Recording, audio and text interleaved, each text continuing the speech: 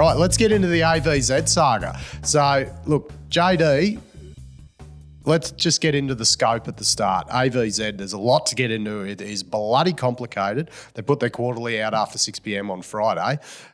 Give us a bit of context on that whole saga, mate. Yeah, so it's one that's been fleshed out quite a bit in the media, but we'll give a bit of the backstory for those who haven't kept up to speed with it. So they've been in suspension for almost exactly 12 months now, and when they went into suspension, they were capped at $2.7 billion. And just a few months before that, they'd been capped at $4.6 billion, and they were a part of the ASX 200. So getting into that sort of backstory now, a quick comparison. So they're fighting over the rights for the Monono lithium project in the DRC. And just to compare that with a couple of the assets we're more familiar with out here, Kathleen Valley, 156 million tonnes at 1.4% lithium oxide. Pilgangoora, obviously belonging to AVZ Minerals, their 2021 MRE was 309 million tonnes at 1.14% lithium oxide. And the Monono project itself coming in at 400 million tonnes at 1.65%. So huge, absolute monster. That's right. So into the juicy stuff, the lawsuits now. So AVZ claims they have rights over 75% of the project, and they also claim that they have the preemptive rights over 15% of the remaining 25%. Now, they're fighting with a few different parties here. They're fighting with the Chinese miner Zijin, who claim they bought 15% from the Congolese state-owned miner, and Zijin is now also pursuing a JV with the Congolese government that would completely exclude AVZ. So Zijin, for everyone that has been listening, so they're in the Porgera, they're in Kamoa-Kakula as well. Yeah, Adriatic, who we spoke about, Zijin have tenements and deposits all around in the Balkans there in Europe. So very, in a lot of stuff, a lot of coin. Absolutely. So another lawsuit that AVZ have is with Dathomir Mining, and that's the company from whom AVZ claimed they bought a 15% stake in 2021. So both of these different fights are going to the International Court of Arbitration, and we'll sort of see how they play out. There was supposed to be a hearing on April 23rd, so a week and a bit ago, but that had been pushed back, so we'll sort of have to wait and see. AVZ has flagged that the litigation may not wrap up till September 2024. So by that point, there would be, 2 years and 5 months in suspension if they weren't to trade until then. So yeah, that's quite a long time. It's a long time to be in limbo. And the arbitration as well. So I actually had Sam Gillis, he's a lawyer, come on last year, and we actually did a piece on AVZ after I did an in-depth dive. And the interesting thing about the arbitration that he said there was an independent arbitrator, like one bloke that was the arbitrator, not like a panel. So like the pressure on this one person for the arbitration proceedings which was a bit unusual, and depending on the background of this arbitrator could significantly sway what decision is made in these courts. It's interesting you say that, Matty. As a young investment banker, you quite often have these law teams come into your office and give a bit of a presentation on something. And it's usually M&A themes, and they're just doing a bit of BD, promoting themselves, so that if a deal comes around, maybe you ask them to advise. The most interesting one of those sessions that I ever sat in on was an arbitration lawyer. It was like, and it just I just thought it would be a completely uninteresting theme, but it was the most interesting law presentation I've ever witnessed. Yeah, so there's a few of those interesting ones. Sundance Resources are also, they all go to the same sort of head court, to try and arbitrate these sorts of fights. So another lawsuit for AVZ is the class action lawsuit. Now they're fighting the shareholders of AVZ, who've come up with them and sort of said that they haven't done right by their shareholders in terms of disclosure. So the company AVZ admitted in 2021 that there was disputes over these claims with the companies we've previously mentioned, Zijin and Dathomir. Now, they didn't tell shareholders about this until May of 2022, when they ultimately went into suspension. So what they claimed was that these were spurious and they had no foundation in law. So AVZ claims they had no need to tell their shareholders about this.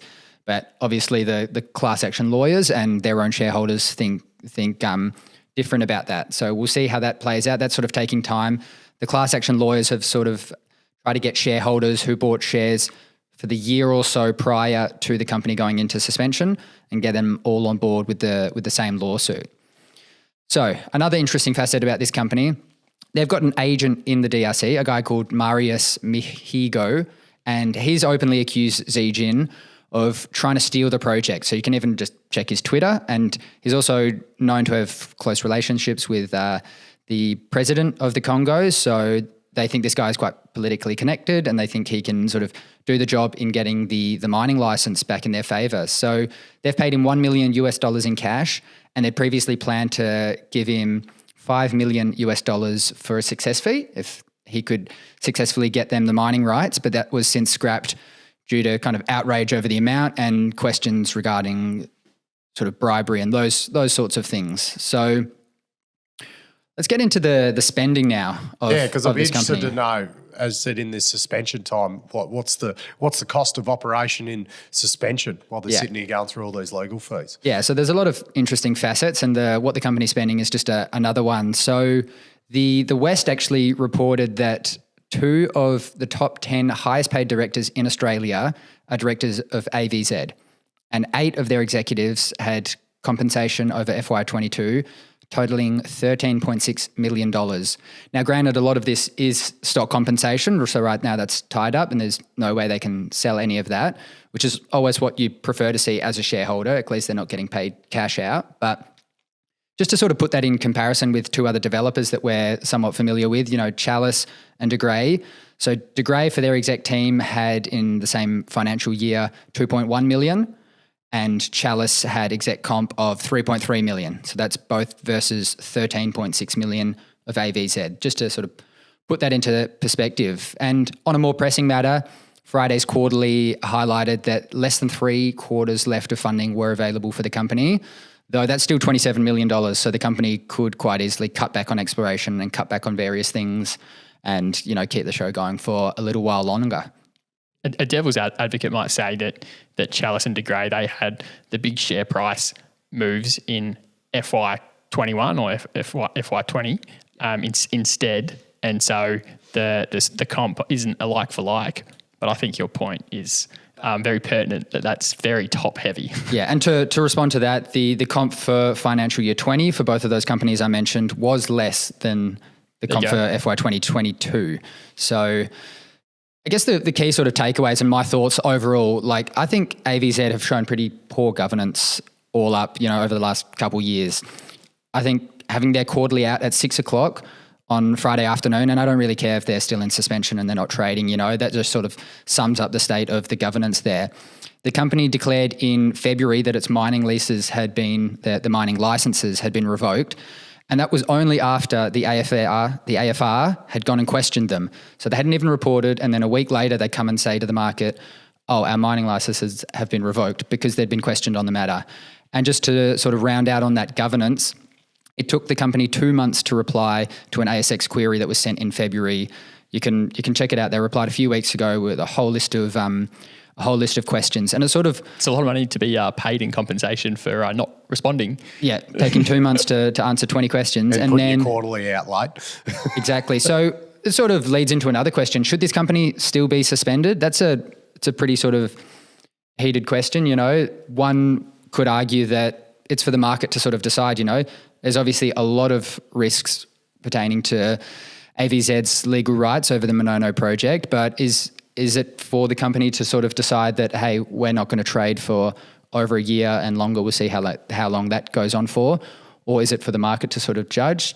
That doesn't look like it's changing anytime soon. As a shareholder, you would hate to just be in limbo. Exactly. Well, you don't even know how much of the project you own until all this arbitration's completed. But we've seen plenty of cases, where there's binary outcomes for shareholders. Like an example that sort of springs to mind is Twitter, with Musk on one hand, tied up in law cases about whether he has to go through with buying the company.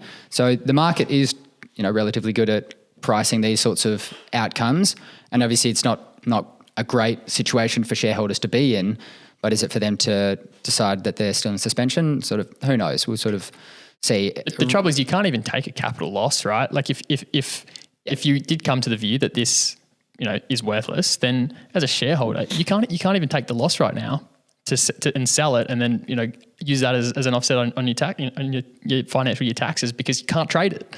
Absolutely. So just to simplify it for everyone out there that doesn't understand like the suspension side of things. So hypothetically, if a retail punter put $100,000 in, that is just sitting in there and they have not been able to touch it for 2.5 years. They can't sell it, do anything. For 1 year, yeah. 1 year. That's how long it's been in suspension. So it'll be 2.5 years by the time they arbitrate the proceedings.